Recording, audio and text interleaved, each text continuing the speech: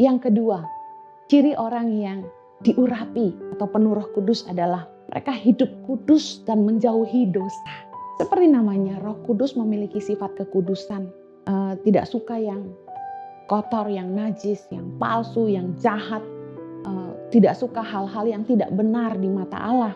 Apabila seseorang dipenuhi oleh Roh Kudus, maka pikirannya sudah tidak lagi mengarah kepada hal-hal dunia, melainkan mengikuti apa yang Roh Kudus taruh dalam hatinya.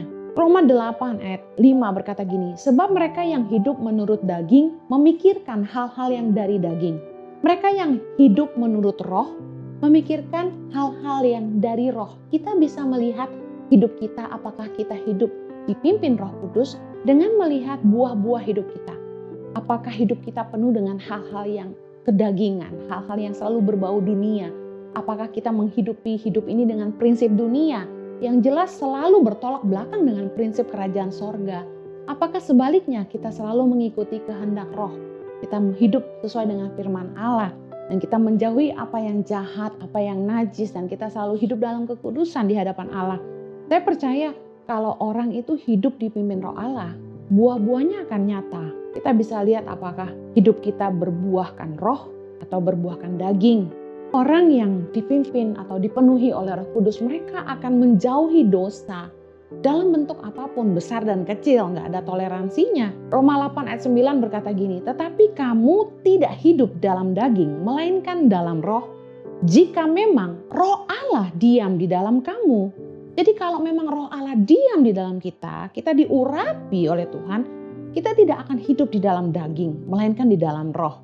Tetapi jika orang tidak memiliki Roh Kristus, ia bukan milik Kristus. Alasan mengapa Roh Kudus diturunkan kepada manusia setelah Yesus naik ke sorga adalah untuk menginsyafkan manusia akan dosa. Oleh karena itu saya percaya kalau kita memiliki Roh Kudus dalam hati kita, kita akan peka kepada hal-hal yang mendukakan Allah. Kita akan peka ketika kita tahu bahwa hal-hal yang ada di hadapan kita yang mungkin ditawarkan kepada kita akan membawa kita kepada jalan yang salah. Anda tahu bahwa memiliki yayasan yang memiliki kebutuhan yang banyak setiap bulan, kami harus menggaji lebih dari 170 guru setiap bulan dan kami harus memberi makan dan pendidikan bagi 6.100 anak, mobile klinik, dan membantu orang miskin di Jakarta dalam program peduli sesama. Yayasan kami butuh uang. Ketika saya didatangi sudah 2 kali oleh orang-orang yang menawarkan bantuan dana, mereka menawarkannya dalam jumlah yang sangat besar, signifikan. 1 kali pernah ada yang datang menawarkan 12 miliar dan bilang begini kepada saya, Ibu Heni, saya akan kasih yayasan Ibu 12 miliar, tapi Ibu tolong transfer 8 miliar kepada saya. Ketika itu Roh Kudus memberi hikmat kepada saya bahwa ini money laundry. Ya, dengan bahasa yang begitu diplomatis, ya, hendak mengecoh saya. Puji Tuhan, saya bersyukur Roh Kudus itu luar biasa. Justru Roh Kudus yang membuat saya peka ketika saya berhadapan dengan orang-orang yang selalu datang dengan kepentingan. Orang-orang yang datang dengan niat yang salah. Roh Kudus dalam hati kita akan membuat kita peka kepada hal-hal yang berbau dosa. Saat itu saya langsung bilang sama orang itu, maaf Pak, kami memang butuh uang. Tetapi saya tidak mau terlibat dengan apa yang hendak Bapak lakukan karena saya mengerti ini money laundry. Akhirnya orang itu pergi. Kan bukan cuma sekali, sudah 2-3 kali orang datangi kami dengan tawaran yang sama.